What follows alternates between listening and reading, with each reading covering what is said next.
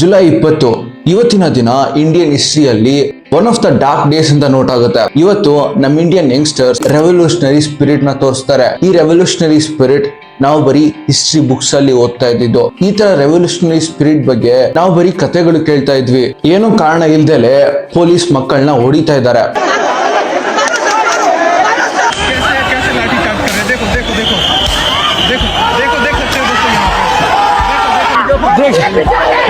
देखिए देखिए ये किस तरीके से यहाँ ये देखिए प्रदर्शनकारियों को किस तरीके से यहाँ पर पीटा जा रहा है, किस तरीके ಅಂಡ್ ಆ ಮಕ್ಕಳು ಅಲ್ಲೇ ನಿಂತ್ಕೊಂಡು ಓದಿ ತಿಂತಾ ಇದ್ದಾರೆ. ನಮ್ಮ ಇಂಡಿಯಾನ ಬ್ರಿಟಿಷರು ಕಂಟ್ರೋಲ್ ಮಾಡ್ತಾ ಇರ್ಬೇಕಾದ್ರೆ ಪೊಲೀಸ್ ಹೇಗಿದ್ರು ಈ ಟೈಮ್ ಅಲ್ಲಿ ಆಗಿದ್ದಾರೆ. ಆಗಿನ ಟೈಮ್ ಅಲ್ಲಿ Indians were slaves for British, ಆದ್ರೆ ಇವಾಗ Indian police is slave for Modi government. के टाइम पे अपने ही जवान गुलाम थे, उन्होंने गोली मारी थी. अब में सिर्फ फर्क इतना है, आपने लाठी मारी है. सब पूछना तो दो ना, हम तो शहीद हैं, हर युग में जन्म लेंगे. तुम क्या सोचते हो हम मर जाएंगे? ಈ ಸಿಚುವೇಶನ್ ಅಲ್ಲಿ ಪೊಲೀಸ್ ಬಂದು ರೌಡಿಗಳ ತರ ಬಿಹೇವ್ ಮಾಡ್ತಾ ಇದ್ದಾರೆ. 21 ಡೇಸ್ ಇಂದ ನಡೀತಾ ಇದ್ದ ಈ ಪ್ರೊಟೆಸ್ಟ್ ತುಂಬಾ ಪೀಸ್ಫುಲ್ ಆಗಿತ್ತು. ಆದ್ರೆ ಜುಲೈ 20 ಈ ಪ್ರೊಟೆಸ್ಟ್ ತುಂಬಾ ವೈಲೆಂಟ್ ಆಗಿಬಿಡುತ್ತೆ. Because police become violent. Police started to hit children. ಸಾಕಷ್ಟು ವಿಡಿಯೋಸ್ ಹೊರಗೆ ಬರ್ತಾ ಇದೆ. ಪೊಲೀಸ್ ಮಕ್ಕಳ ಮೇಲೆ ಕಲ್ಗಳನ್ನ ಎಸೀತಾ ಇದ್ದಾರೆ, ಟಿಯರ್ ಗ್ಯಾಸ್ ಬಾಲ್ಸ್ ಫೈರ್ ಮಾಡ್ತಾ ಇದ್ದಾರೆ.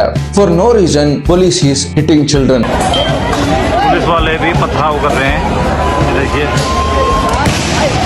पुलिस वाले हम लोग हैं, ये लोग ने पता 4 से 5 से 6 गोले जो गैस बॉम्ब्स होते हैं वो लोग बच्चों के बीच में फोड़ दिए विदाउट एनी प्रोवोकेशन. मारे जा रहे हैं भाई, हम लोग जानवर हैं क्या? हद होती है भाई. डेमोक्रेसी घंटा की डेमोक्रेसी है ये. ಪೊಲೀಸ್ ನ ಕ್ವಶನ್ ಕೇಳ್ತಾರೆ, ನೀವ್ ಯಾಕೆ ಈ ತರ ಮಾಡ್ತಾ ಇದ್ದೀರಾ, ಯಾಕೆ ನೀವು ಈ ತರ ಅನ್ನೆಸೆಸರಿ ವೈಲೆನ್ಸ್ ಮಾಡ್ತಾ ಇದ್ದೀರಾ ಅಂತ.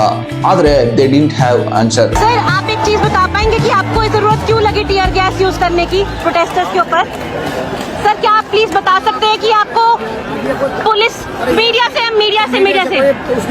आप बताएंगे सर आपको टीयर गैस और लाठीचार्ज करने की जरूरत क्यों पड़ी मीडिया के ऊपर? ಮಕ್ಕಳನ್ನ ಬ್ಲಾಕ್ ಮಾಡೋದಕ್ಕೆ ಬ್ಯಾರಿಗೇಡ್ಸ್ ಯೂಸ್ ಮಾಡ್ತಾ ಇದ್ರು. ಆ ಬ್ಯಾರಿಗೇಡ್ಸ್ ಅಲ್ಲಿ ಎಲೆಕ್ಟ್ರಿಕ್ ಕರೆಂಟ್ ಇತ್ತು.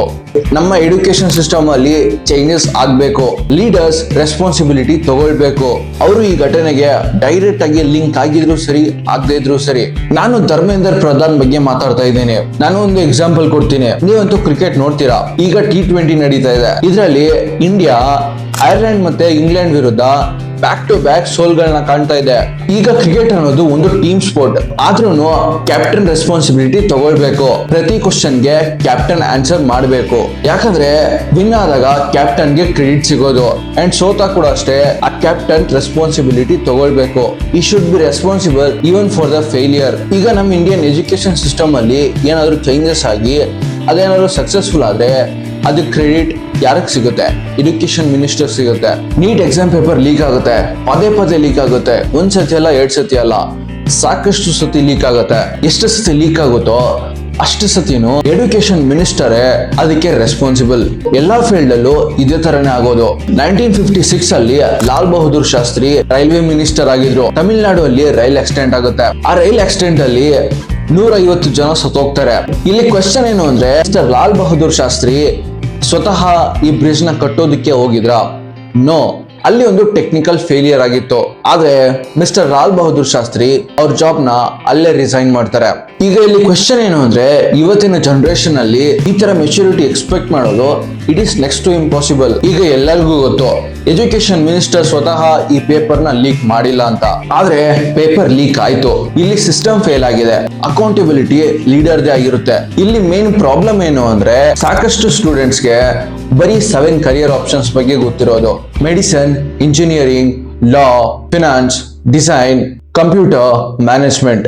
ಇಡೀ ಜಗತ್ತಲ್ಲಿ 250ಗಿಂತ ಹೆಚ್ಚು ಕರಿಯರ್ ಆಪ್ಷನ್ಸ್ ಇದೆ. ಬರೀ ಈ 7 ಕರಿಯರ್ ಆಪ್ಷನ್ಸ್ ನ ಹೈಲೈಟ್ ಮಾಡಿ ತೋರಿಸ್ತಾರೆ. ಇದೆಲ್ಲದರಲ್ಲಿ ಡಾಕ್ಟರ್ ಟಾಪ್ ಅಲ್ಲಿರೋದು.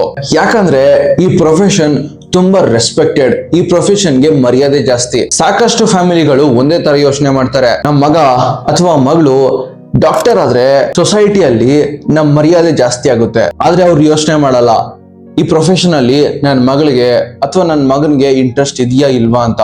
ನೀಟ್ ಎಕ್ಸಾಮ್ ನ ಅಟೆಂಡ್ ಮಾಡೋದಕ್ಕೆ ನಮ್ಮ ಇಂಡಿಯಾ ಅಲ್ಲಿ 22 ಲಕ್ಷ ಮಕ್ಕಳು ಬರ್ತಾರೆ ಅಂಡ್ ಜೆಇ ನ ಅಟೆಂಡ್ ಮಾಡೋದಕ್ಕೆ 13 ಲಕ್ಷ ಜನ ಮಕ್ಕಳು ಬರ್ತಾರೆ. ಒಂದ್ ಎಕ್ಸಾಮ್ಗೋಸ್ಕರ ಇಷ್ಟು ದೊಡ್ಡ ಕ್ರೌಡ್, ಇದೇನೆ ಒಂದು ಪ್ರಾಬ್ಲಮ್. ಕರ್ನಾಟಕ ಅಲ್ಲಿ ಒಂದು ಸ್ಟಡಿ ಆಗಿತ್ತು, 570 ಸ್ಟೂಡೆಂಟ್ಸ್ ಎಂಟ್ರೆನ್ಸ್ ಎಕ್ಸಾಮ್ಗೋಸ್ಕರ ಪ್ರಿಪೇರ್ ಆಗ್ತಾ ಇದ್ರು ಅಂಡ್ ಅದರಲ್ಲಿ 87% of students were not interested. They say that ನಾವು ಈ ಎಕ್ಸಾಮ್ ನ ಅಟೆಂಡ್ ಮಾಡ್ತಿರೋದು ಬಿಕಾಸ್ ನಮ್ ಪೇರೆಂಟ್ಸ್ ನಮ್ಮ ಮೇಲೆ ಪ್ರೆಷರ್ ಆಗ್ತಾರೆ, ಅದಕ್ಕೋಸ್ಕರ ನಾವು ಈ ಎಕ್ಸಾಮ್ ನ ಅಟೆಂಡ್ ಮಾಡ್ತಾ ಇದ್ದೀವಿ ಅಂತ. ಮತ್ತೆ ಸ್ಟೂಡೆಂಟ್ಸ್ ಯಾರು ನೀಟ್ ಎಕ್ಸಾಮ್ ನ ಅಟೆಂಡ್ ಮಾಡ್ತಾರಲ್ಲ ಅವ್ರಿಗೆ ಗವರ್ಮೆಂಟ್ ಸೀಟ್ಸ್ ಸಿಗೋದಿಲ್ಲ.